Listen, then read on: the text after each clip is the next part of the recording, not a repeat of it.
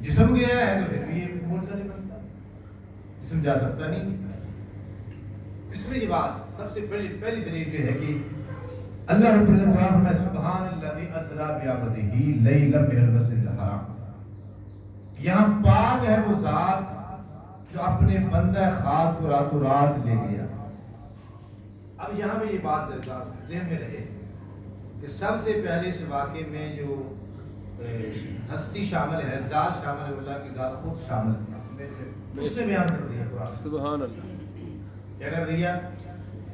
اب بات یہ ہے کہ رب کائنات کمزور ہے کہ وہ جسم نہیں لے جا سکتا، یا وہ جسم نہیں لے جا سکتا، صرف وہ یعنی لے جانے پہ قادر۔ جب اس مالک نے ذکر کیا ہے جو قادر مطلق ہے، جو کسی لحاظ سے کسی کا محتاج ہے ہی نہیں ہے، اس رب کائنات نے فرمایا سبحان اللہ اسری بعبدہ کہ میں اپنے بندے کو لے کے آؤں، اجازت کرنے والا ہے۔ تو صاحب عقل یہیں بات ختم ہو جاتی ہے، آگے بات کرتا ہی نہیں ہے، وہی چپ ہو گئے۔ اللہ تعالیٰ کی ذات ہے اس واقعے میں، بات ختم۔ تو یہ بھی چھوڑ دے ذرا، تو اللہ نے نہیں۔ حدیث بارے میں جبریل امین علیہ السلام تشریف لائے کہ جبریل امین کمزور فرشتہ تھا،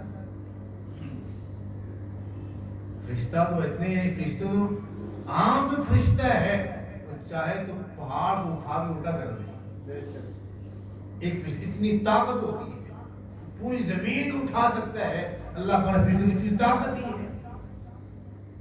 تو کیا اللہ کا حضرت جبریل علیہ السلام تشریف لائے کہ وہ حضور کو لے جا نہیں سکتے؟ اور تیسری بات ہے کہ حضور کی خود ذات جو ہے، خود ذات حضور کی ذات جو ہے اتنی طاقتور ہے، اختیارات کا رکھتی ہے کہ حضور چاہتے تو خود جا سکتے تھے، براق کی ضرورت ہی نہ تھی۔ سبحان اللہ، براق کی ضرورت، اس کی کئی مثالیں ہیں۔ آپ یعنی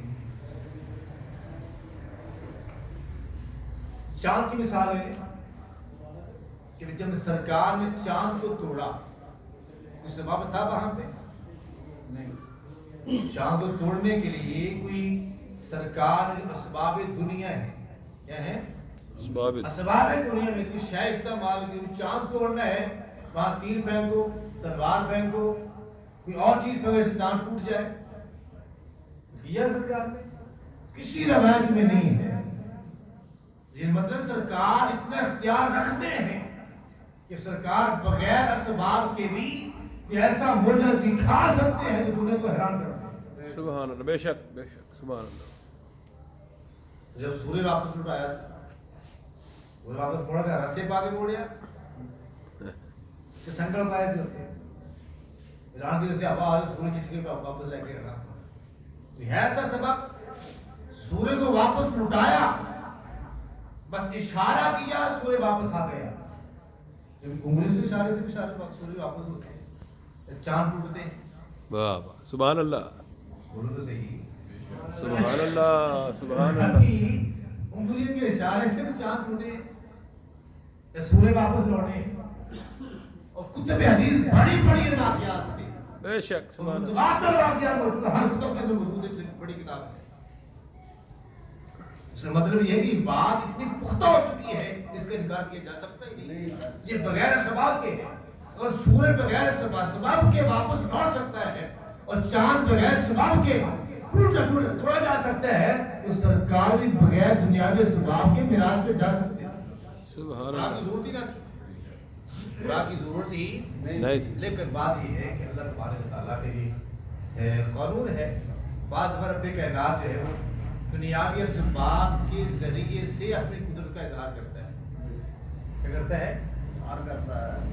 اب کتب حدیث میں بخاری مسلم کی یہ شمار حدیث موجود ہے، میں مفہوم عرض کر دیتا ہوں بات سمجھانے کے لیے کہ صحابہ کا ایک موقع تھا، جنگ پہ جا رہے تھے، راشن ختم ہو گیا۔ کیا ہو گیا؟ راشن ختم ہو گیا، تو سرکار نہیں واقعہ سے بھاگے سے اپنے سیاست راشن ختم ہو گیا ہے، نہ پانی ہے نہ کھانے کی کچھ ہے، آپ کی دعا کو اسباب پہ فرما دیں۔ تو سرکار فرمایا جہاں جو کسی کے پاس جو ہے نا وہ لے آؤ، اس میں ہے کچھ نہیں، ہر شے ختم ہو گئی ہے، کچھ نہیں، کچھ دے گیا بھی کچھ تو ہوگا نا، جو تمہارے پاس بچا کچا کوئی ذرہ کوئی ٹکڑا کوئی قطرہ ہے لے آؤ، یا اس مشکیرہ گلہ ہے بس تر ہے کوئی قطر نہیں ہوگی پھر وہی لے آؤ۔ تو سرکار نے وہ مشکیزہ لیا، صحابہ نے نچوڑ دیا، اس کو چند قدرے نکلے۔ اس طرح کسی بات کوئی تھوڑے سے جو تھے، کوئی تھوڑی کھجوریں تھی، کوئی گٹھلیاں کھجوروں کی تھی، سرکار نے جو ہے لے آؤ۔ اب سرکار نے مشہور حدیث ہے، بہت صحیح بات میں حکومت کر رہا ہوں، سرکار نے منگوانی، یہ دنیاوی اسباب تھے، کیا تھے؟ دنیاوی اسباب تھے، تو سرکار نے منگوانی، پھر فرمایا اپنی انگلیاں تھیں وہ پیالے میں رکھ دیا۔ یہ مطلب انگلی سے پانی نکلا، سرکار کا صحابہ سے وہ مشکیزے کا پانی نچوڑوانا یہ دنیاوی سبب تھا۔ کیا تھا؟ دنیاوی سبب تھا۔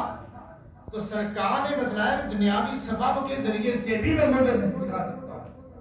تو پانی مبارک سرکار اپنی انگلی مبارک بیچ میں رکھی، پانی جس میں